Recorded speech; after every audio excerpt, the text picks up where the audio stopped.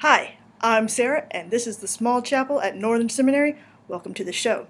And I bet you didn't know that when King David was real old, he couldn't stay warm no matter how many blankets they put on him. So his advisors said, "Let us find a young woman who will take care of you and be your nurse, and at night she will lay in your arms and keep you warm."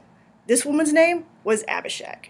And that's just one of the things about women in the Bible that I bet you didn't know.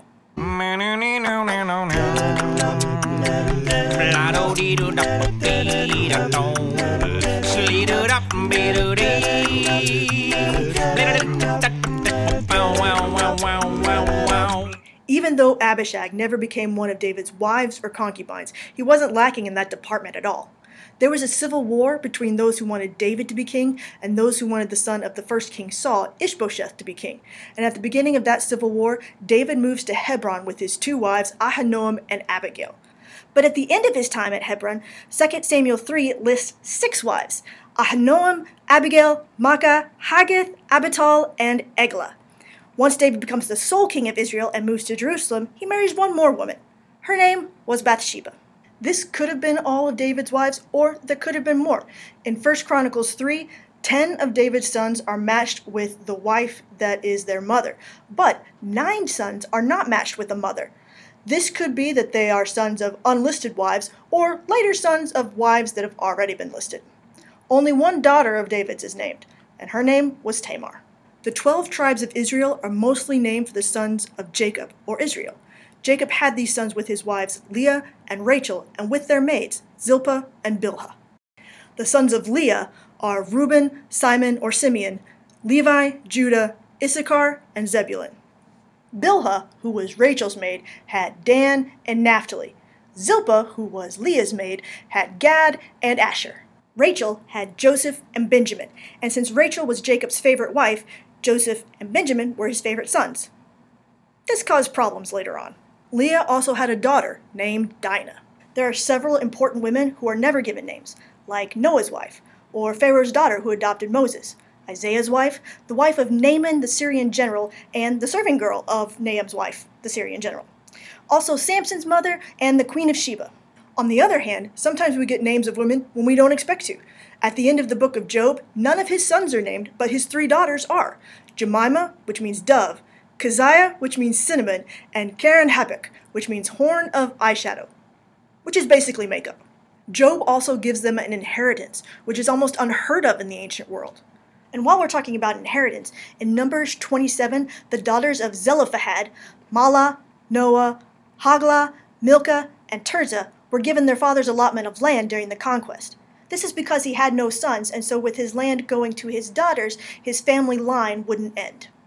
Just like there are many men in the Bible who would be considered villains, like Goliath and Cain, and the Pharaoh of the Exodus, and King Manasseh of Judah, and Haman and Achan, and the men of Sodom, among others, there are some women in the Old Testament who are set against the things and the will of God as well.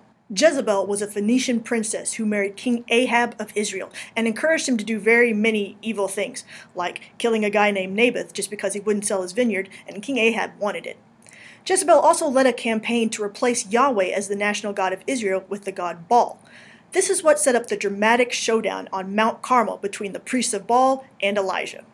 Athaliah, who we discussed in the previous episode, was the mother of King Ahaziah.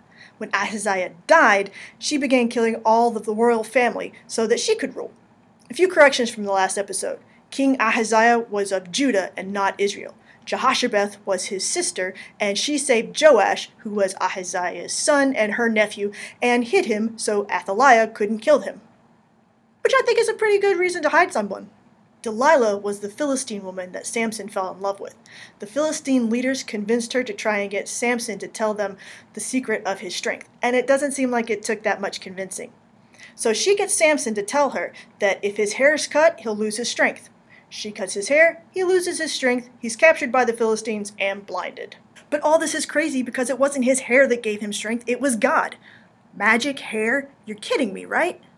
The genealogy of Jesus in Matthew chapter 1 contains the names of 4 women: Tamar, Rahab, Ruth, and Mary. 2 of the 4 aren't even Israelite. Rahab was a Canaanite, and Ruth was a Moabite. Ruth is also one of 2 women who have books named after them. The other is Esther. Here are some women you might not have known about, or at least didn't know their names.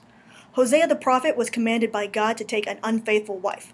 The wife he took was named Gomer, or Gomer. If I was her, I would have preferred the pronunciation Gomer. Actually, I would have just preferred a different name. Abraham had another wife or concubine named Keturah, and before her name was changed, Esther was known by her Hebrew name, Hadassah. Ruth wasn't Naomi's only daughter-in-law. The second was named Orpah. Oprah Winfrey's family wanted to name her Orpah, but they misspelled it. Seems to have worked out okay for her, though. Moses' mother was named Yochebed, or Yoheved, and his wife was a Midianite named Zipporah. You probably know that Moses' sister was named Miriam, but Miriam is also named as a prophet. After the Israelites had crossed the Red Sea, Exodus 15:20 says, "Then Miriam the prophet, Aaron's sister, took up a tambourine and led all the women as they played their tambourines and danced." Another named female prophet is Huldah, who lived during the reign of King Josiah of Judah. When they found the book of the law in the Lord's temple, they'd lost the book of the law. King Josiah sent some of his advisors to find out more about it, because from the looks of what he had read, they were in big trouble. Both Jeremiah and Zephaniah were actively prophesying during this time, but Josiah's advisors chose to go to Huldah. This is one of the accounts that clue us into the fact that female prophets were probably pretty common. And I've saved the best for last, Deborah. The account of Deborah is found in the book of Judges, chapters 4 and 5. In chapter 4, verse 4, it says, "Deborah, the wife of Lapidoth, was a prophet and was judging Israel at the time." To say that she was a prophet and a judge of Israel pretty much means that she was the pope and the president. She was the hands-down leader of Israel. She even takes part in a military campaign. God, through the prophet Deborah, tells a guy named Barak to attack the Canaanite army. Deborah goes with him to rally troops and is even present at the battle. And finally, I bet you didn't know that the hero of the military campaign led by Deborah and Barak was a woman named Jael, or Yael. She welcomed the fleeing Canaanite general Sisera into her tent, and then, while he was asleep, she hammered a tent peg through his head and killed him.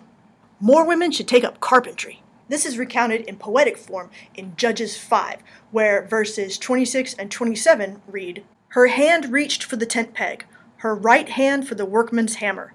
She struck Sisera, she crushed his head, she shattered and pierced his temple. At her feet he sank, he fell, there he lay. At her feet he sank, he fell. Where he sank, there he fell. Dead." Thanks for watching. I hope you had some fun, maybe learned some things. If you have a suggestion for a future show, leave it in the comments and I'll get to as many as I can.